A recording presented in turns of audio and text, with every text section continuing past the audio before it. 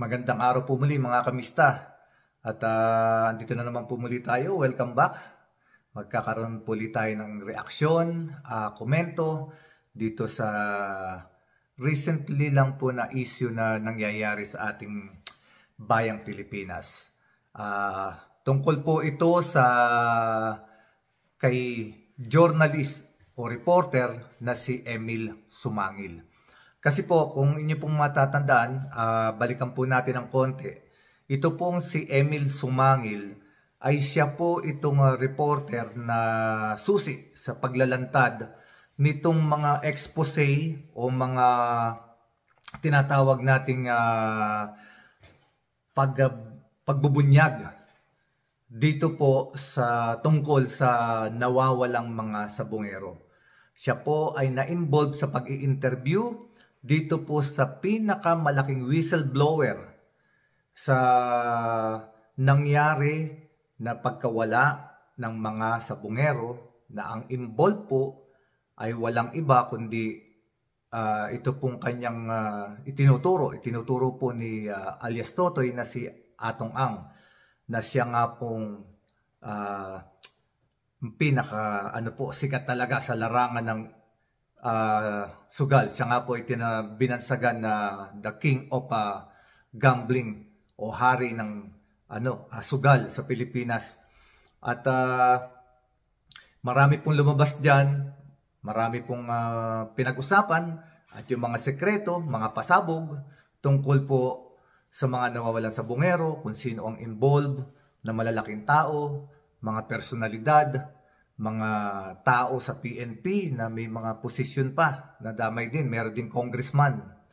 So, ngayon na paulat po kasi na itong reporter na si Emil Sumangil ay all of a sudden biglang nawala sa ere.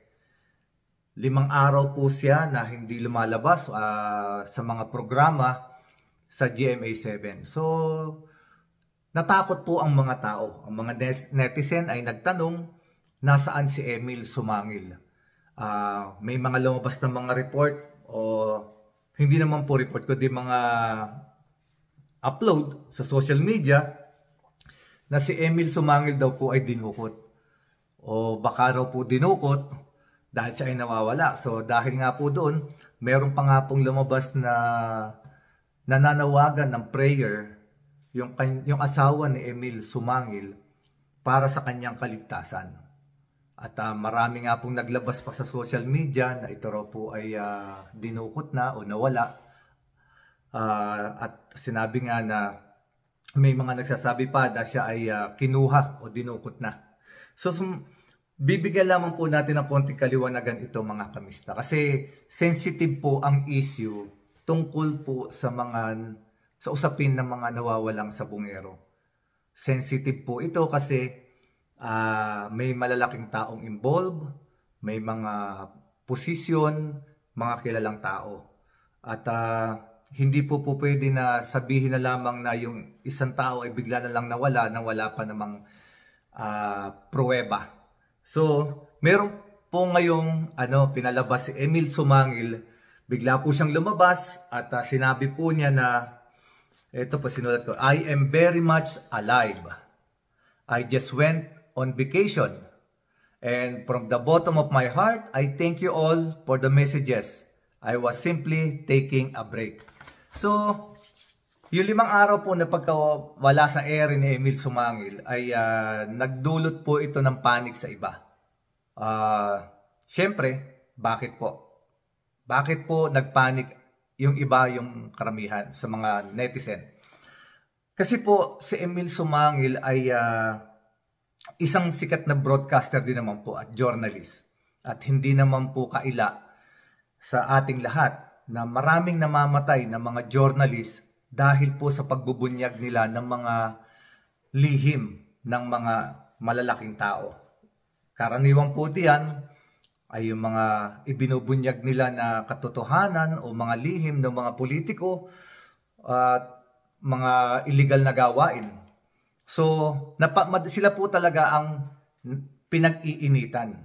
Kasi po dahil sa kanila lumalabas ang sikreto na itinatago ng mga taong gumagawa ng hindi maganda.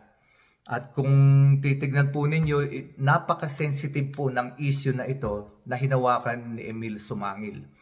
Dahil po doon, maaari po siyang madisgrasya din. Kaya nga po nanawagan yung asawa ni Emil Sumangil na siya ay ipagdasal at iligtas sa anumang kapahamakan dahil hindi po basta-basta itong kanyang pinasok.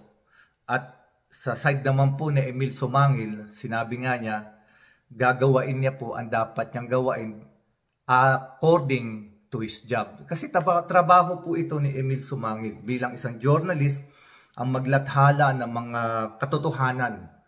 At sa isang journalista po, ay napakalaking break na ikaw ay makapaglahad o makapagbisto o makapag-ulat ng mga malalaking usapin. Kasi diyan kasi sikat puputok ang pangalan mo at nakasalalay diyan yung future mo. Kasi ano rin yan para ka nagtatrabaho sa isang malaking kumpanya. Ikaw ay isang halimbawa, isa kang salesman. Kung ikaw ay maraming benta bilang salesman, of course, you will get promotions and you will get promoted according to your output. Ganon din po ang mga journalists. They will be promoted according to their output. So, syempre, pag malaking isda o malaking organisasyon ang iyong naibunyag, sisikat ang inyong istasyon, sisikat din ang pangalan mo, mabibigyan ka ng break ng inyong istasyon na maging halimbawa manager or sa susunod na panahon ay ikaw na ang hahawak ng news and current affairs ng GMA. Parang ganon. So mga kamista, nililiwanag po lamang natin dito, yung reaction natin is binibigyan lamang po natin ng kaliwanagan yung mga tao na hindi po basta-basta ang trabaho ni Emil Sumangil. Siya po ay maaring sa panahong ito ay nalalagay na rin sa alanganin at maaari din po niya itong ikapahamak talaga. Dahil kung totoo man ang sinasabi ni alias Totoy according to his confession, ay malaki ang posibilidad na maaari ding madisgrasya itong si Emil Sumangil sa kamay ng mga nabangga niya. Pero siyempre itong mga tao naman na kanya binubunyag, hindi naman po rin mga tanga yung mga yan. Nag-iisip din yung mga yan. Hindi sila basta-basta gagalaw dahil alam nila na sila lang din naman ang mapagbibintangan pagdating ng panahon, at kung ginawa nila yon, dahil sila po lamang ang direktang tinamaan ng expose ni Emil Sumangil. So mga kamista, liliwanagin lamang natin, buhay po si Emil Sumangil. Siya po ay hindi kinidnap o hindi po siya dinukot at hindi po siya pinatay. Siya po ay buhay na buhay at sinabi nga po niya na siya po ay nagbakasyon lamang at nag-break lamang daw po siya. At sabi nga po niya, nagpapasalamat siya sa lahat ng mga nagdasal sa kanyang kaligtasan at nag-hope na siya nga ay nasa maayos na kalagayan. So mga kamista, kung ikaw po ay hindi pa subscriber sa aking channel, kung ngayon ka pa lang dito sa aking channel, please paki-subscribe, paki-like and paki-share naman po. Tulong na lamang po niyo sa amin yung mga nagko-content para lumaki po ang ating community. At para po sa mga darating pa nating update, paki-click naman po yung notification bell para po ma-inform kayo kung may bago tayong upload na video.